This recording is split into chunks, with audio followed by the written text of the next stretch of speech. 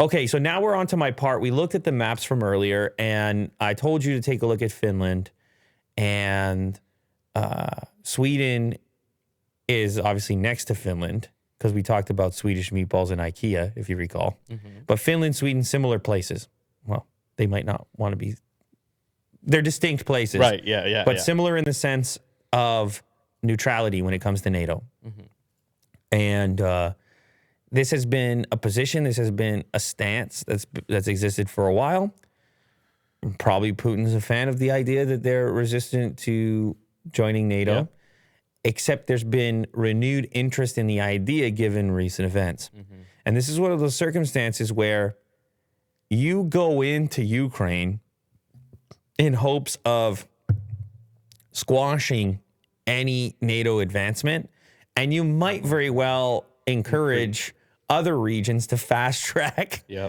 And I don't know what you're prepared for, but let's say Sweden and Finland are like, and this is not what's happening yet, but let's say they're like, yeah, we're ready to go NATO.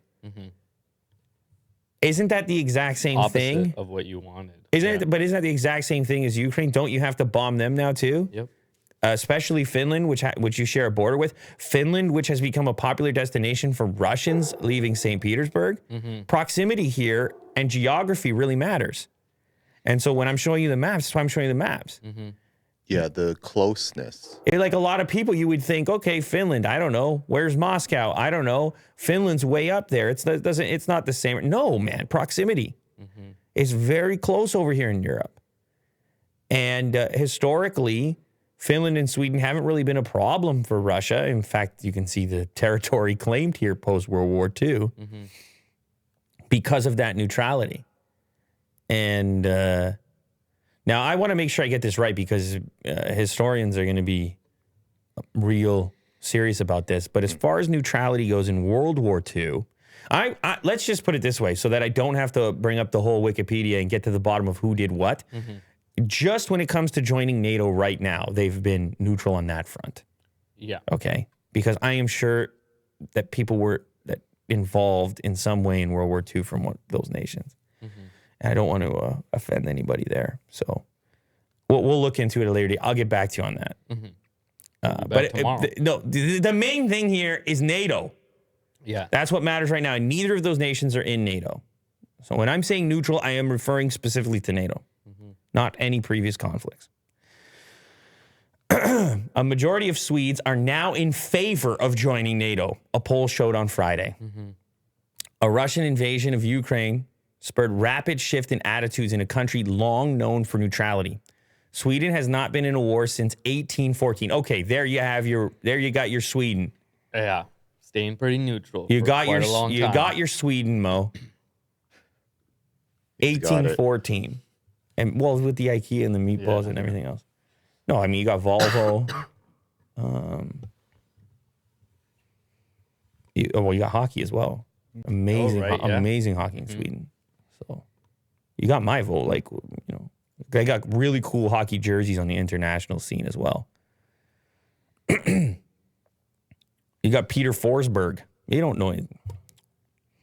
Name a Swedish hockey player, Will.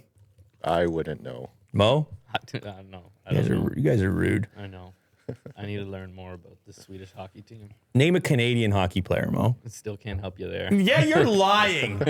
You can't name a Canadian hockey player of all time ever that existed. Wayne Gretzky? Okay, there you go. Don't you dare say Wayne Gretzky like that. What, Willie Gretzky? No, I said it like, maybe he's not going to let accept this answer because it's such an easy one. All right, well, Canadian hockey player, go ahead. Not Wayne Gretzky. Felix Potvin. Wow. The goalie. I remember he had a really cool mask. Were you a fan back in those days? Yeah. That's our childhood. We were like 7, 8 years old or whatever when that was going on. Yeah. Yeah. You're talking about Doug Gilmour, Wendell Clark. I remember those teams. Sure. A poll by Demoscop and commissioned by Aftonbladet newspaper, Aftonbladet, showed 51% of Swedes are now in favor of NATO, up from 42% in January. people against joining NATO fell to 27% from 37%, and it's the first time such a poll has shown a majority in favor. A majority in favor of no longer neutral in relationship to NATO. However, Sweden's defense minister Peter Hultqvist said joining NATO was not an easy decision, nor one that could be rushed based on recent events alone. To change the defense doctrine, this is a huge decision, so you don't do it overnight. And you cannot do it because of opinion polls. In other words, you got to do it the government way, votes and such. Sweden and Finland already have a very close cooperation with NATO and have been invited to recent summits. NATO Secretary General Jens Stoltenberg said in January the two countries could join the alliance very quickly if they decided to apply for membership. This So begs, they're fast tracking. well, this begs the question, because obviously that's what Ukraine wants. Was this just a timing issue? Or, like, why does Finland get the fast track on the border? And Ukraine, now, obviously the histories are a little bit different. Finland gets the fast track? For real? I don't know. I'm just putting it out there. Wait, Ukraine asked and they said no? Well, they're asking right now. Is it because conflict already exists there? So, like, if the I think history plays a part too. so if the application goes in, but the Russian bomb hits Helsinki,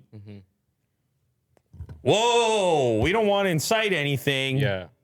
It's very bizarre, this whole thing. Yeah, it is very weird. We don't want to be directly in conflict, but they're not in NATO yet. It's only an application.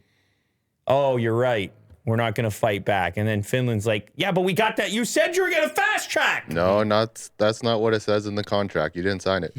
You said you're going to fast track me. Oh, man. The Finnish Institute of International Affairs described Russia's attack on Ukraine as a wake-up call and Europe's 9/11.